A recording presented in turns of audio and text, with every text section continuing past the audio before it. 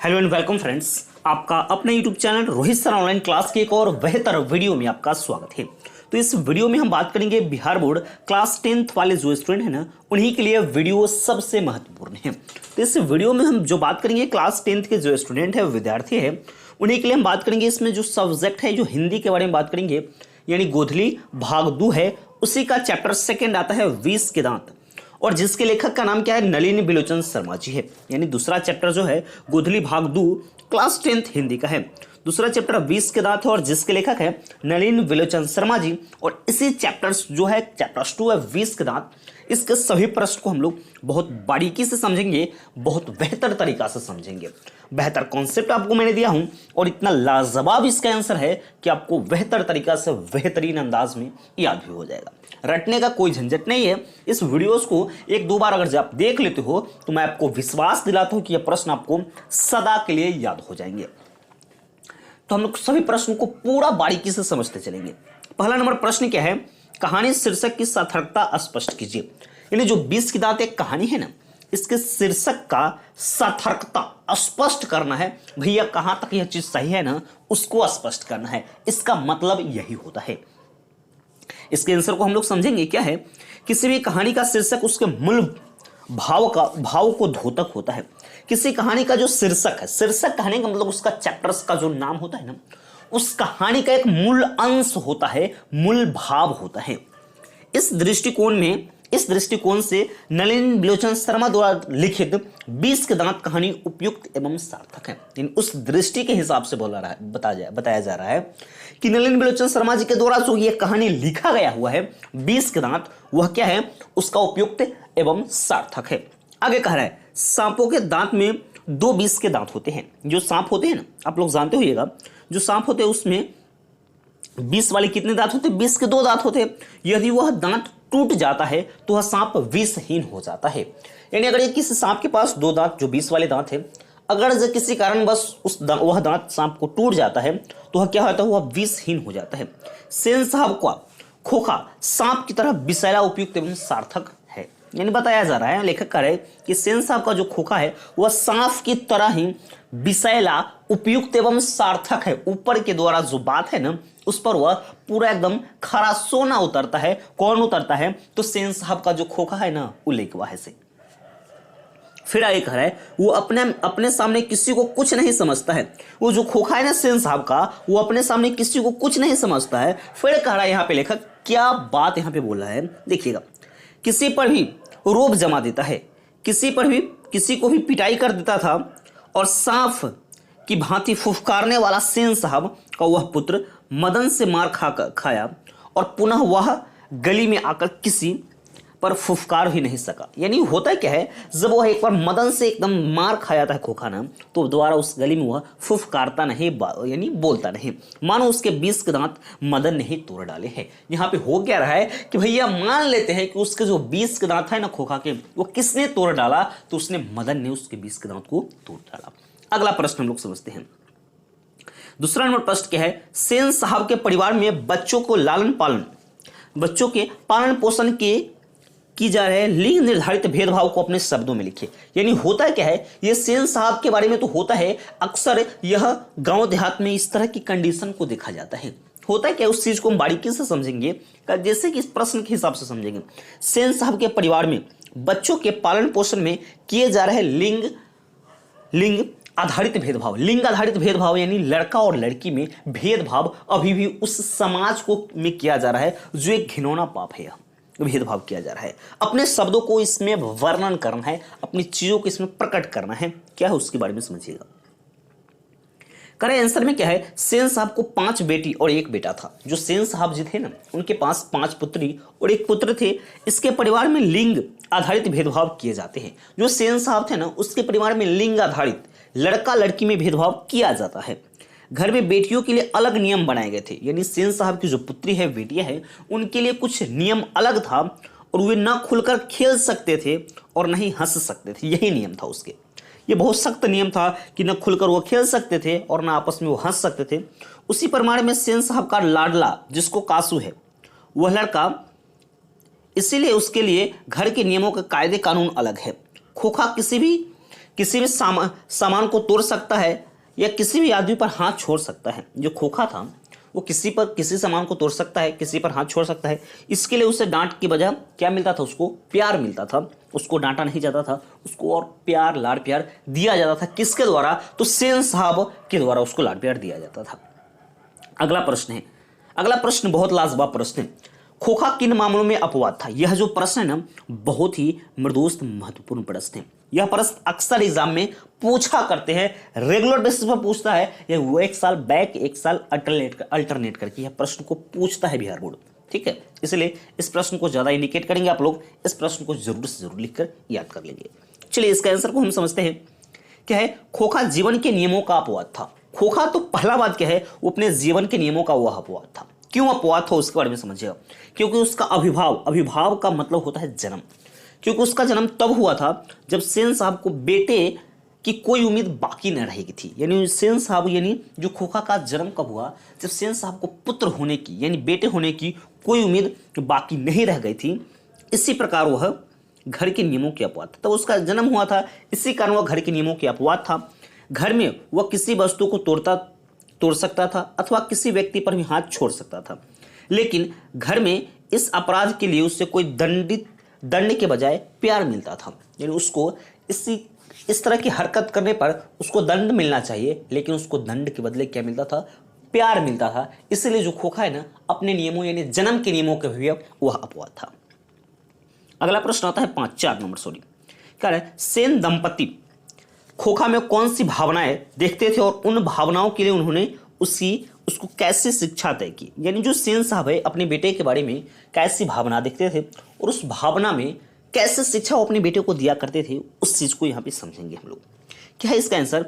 सेन दंपति खोखा में इंजीनियर बनने की संभावना देखते थे। जो सेन दंपति जो थे ना, वो खोखा में इंजीनियर बनने की सपना देखते थे, संभावना देखते थे।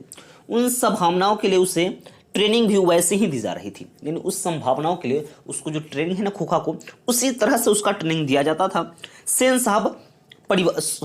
सेन परिवार में खोखा को इंजीनियर बनाने के लिए बचपन से ही कारखाने में बढ़ई मिस्त्री को बुलाकर, यानी उसके जो पिताजी थे सेन साहब, वो जानते थे कि हमारे बेटा को इंजीनियर बनने की संभावना है, तो शुरू से ठोक पीट का काम अभी भी सिखाने लगते। तो वही कारण है इसमें, सेन परिवार खोखा को इंजीनियर बनाने के लिए बचपन से ही कारखाने में जो बढ़ई मिस्त्री को बुलाकर 1-2 घंटे ठोक पीट करना सिखा रहे थे। यानी उसमें जो बढ़ई और मिस्त्री है ना, उसको बोलते थे कि 1 घंटा आके हमारे बेटे के साथ ठोक पीट करो, उसको कुछ सिखा दो ठोक पीट करने का, क्योंकि उसको तो बनना क्या है, तो इंजीनियर बनना है। फिर आगे इसमें बात क्या कर रहा है? ताकि बच्चे की उंगलियां अभी 2 औजारों से वाकिफ हो जाएगी। यानी वाह, कह रहे हैं कि जो बच्चे है उसकी जो उंगलियां है ना, अभी ही औजार से वाकिफ हो जाएगी, मुलाकात हो जाएगी औजार से, और वह इस चीज को समझ पाएगा। वही कह रहा है तथा आगे चलकर यह एक बड़ा इंजीनियर बने। यानी बता रहे हैं कि आगे चलकर यह एक बड़ा इंजीनियर बनेगा। फिर अगला नंबर आता है 6 नंबर प्रश्न। क्या है? सेन साहब के और उनके मित्रों के बीच क्या बातचीत हुई और पत्रकार मित्र ने उन्हें किस तरह उत्तर दिया? यानी कहा है कि जो सेन साहब है उसके मित्र है, उसके साथ उसकी कैसी वार्ता हुई, किस तरह की बातचीत हुई, और उसमें जो पत्रकार महोदय उनके मित्र थे उन्हें किस तरह से उत्तर दिया। इसका आंसर को समझेंगे। सेन साहब के ड्राइंग रूम में उनके कुछ मित्रगण, उनके साथ एक पत्रकार मित्र भी मौजूद थे। सेन साहब के जो मित्रगण थे उसके साथ एक पत्रकार जो मित्रगण थे उन्हीं के साथ वह मौजूद थे। सभी आपस में बातचीत कर रहे थे, किसका बेटा क्या कर रहा है और आगे क्या पढ़ेगा। सेन साहब ने तो बिना पूछे ही अपने खोखा को इंजीनियर बनने की बात कर डाली। यानी उसमें कुछ होता है ना, लुबुर लुबुर बोलने वाला आदमी, वही था यह सेन साहब। बड़ा गंदा किस्म के आदमी था। तो वही होता है क्या कि आदमी अपने परिवार के बारे में बातचीत करते रहता, तो उसमें कुछ बोलता है कि हाँ हमारे परिवार में इस तरह से हो रहा है, मेरा यह काम हो वह काम है। तो उसी तरह से कौन थे? तो सेन साहब थे, उसी प्रकृति के थे। वो बिना पूछे, उससे कोई चीज़ पूछा नहीं गया, वो बिना पूछे हुए बोल रहे हैं कि हाँ अपने खोखा को इंजीनियर बनने की बात वह कर डालते हैं। जब पत्रकार मित्र से पूछा गया, उनके एक मित्र थे पत्रकार, जो पत्रकार है आप जानते हैं कि किस तरह से होते हैं, उनसे पूछा गया तो उन्होंने जवाब दिया, मैं चाहता हूं कि मेरा बेटा जेंटलमैन जरूर बने और जो कुछ भी बने उसका काम उसे पूरी आज़ादी रहेगी। यानी कह रहा है कि वो एक जेंटलमैन बन सके और जो काम वह करे जिससे उसको पूरी आज़ादी मिल सके।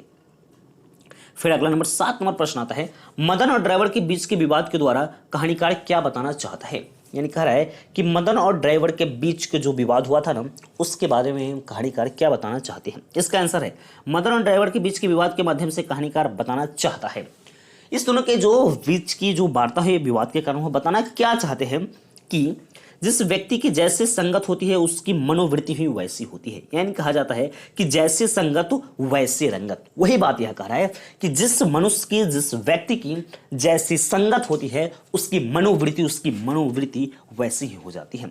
ड्राइवर सेन साहब का नमक खाता था। जो ड्राइवर है वह सेन साहब का नमक खाता था, इसलिए सेन साहब के बेटे की बदमाशी की ओर नजरअंदाज कर देता था। क्योंकि वो उसका नमक खाता था तो उसी को बुराई क्यों कर सके, कैसे बुराई करे, वही कर रहा है। परंतु वही कोई दूसरा बच्चा यानी मदन यदि गाड़ी छू भी देता तो ड्राइवर उसे धकेल देता था और उस पर गलत आरोप लगा देता है।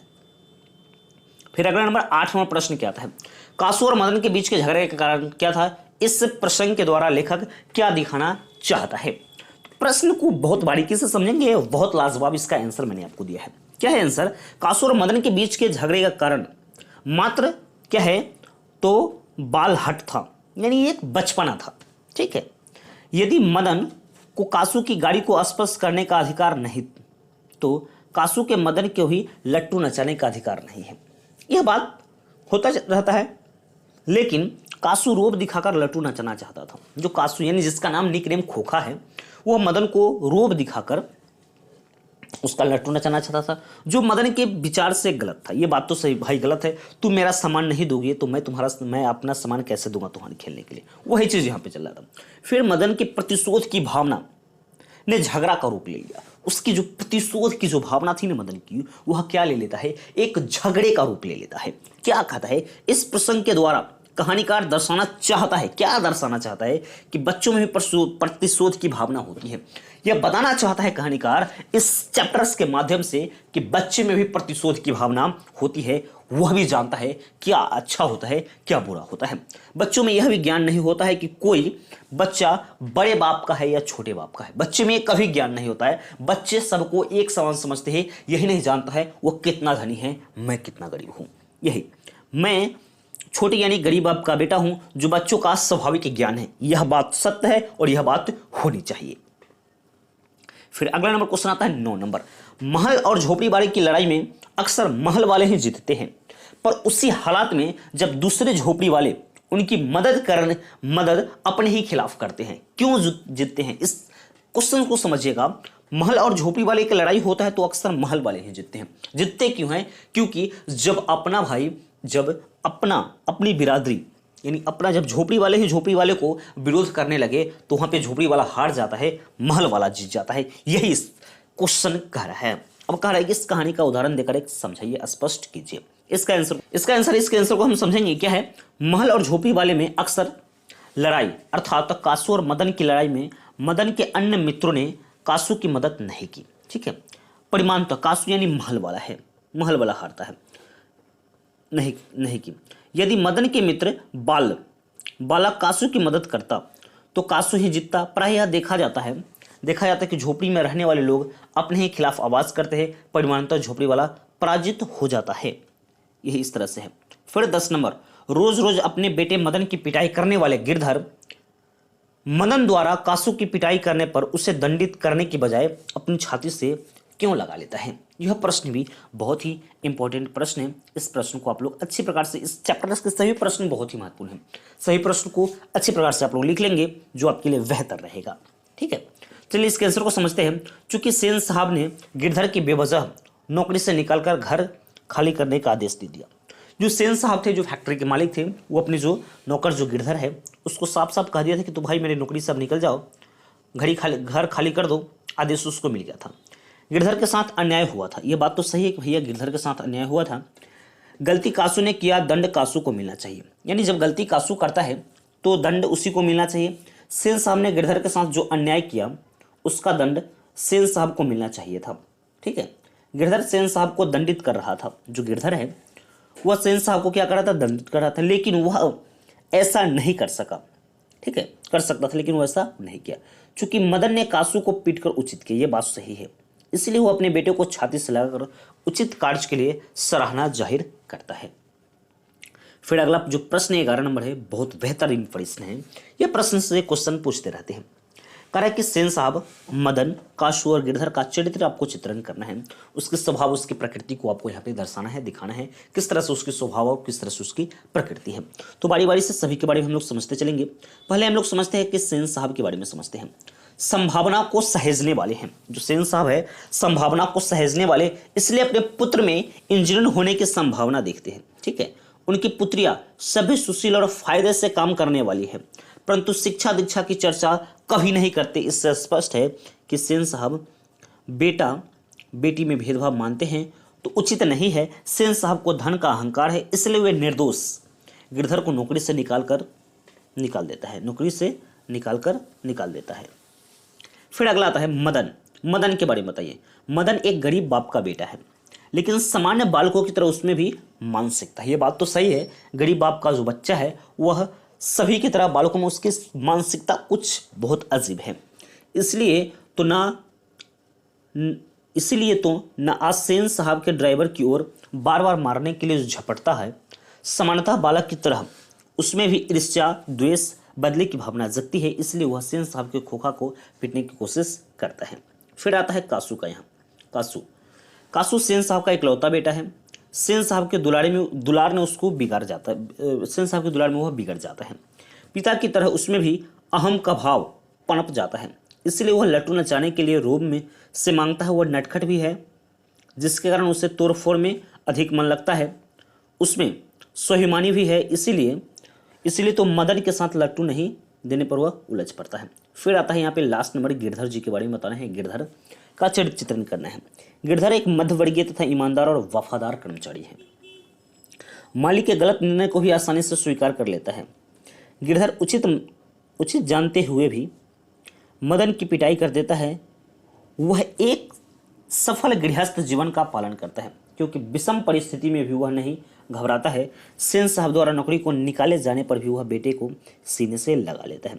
यहाँ पे आपकी जो चैप्टर्स है ना, ये सेकंड वाला जो चैप्टर्स है, सेकंड चैप्टर के सभी प्रश्न को हम यहाँ पे बहुत बारीकी से समझा दिए, आपको बहुत बेहतर तरीका से समझा दिए, और इसका आंसर भी बहुत सटीक और एवं आसान भाषा में लिखा गया है, जो आपके लिए बेहतर और कारगर साबित है मेरे दोस्त।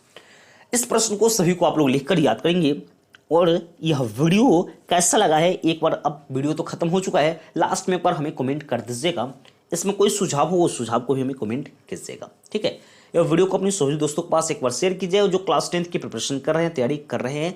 हिंदी सब्जेक्ट है जो आपके लिए बेहतर लगातार वीडियोज़ आपको मिलेगी मेरे दोस्त। ठीक है, तो मिलते हैं नेक्स्ट वीडियो में, तब तक के लिए मेरे दोस्त जय हिंद।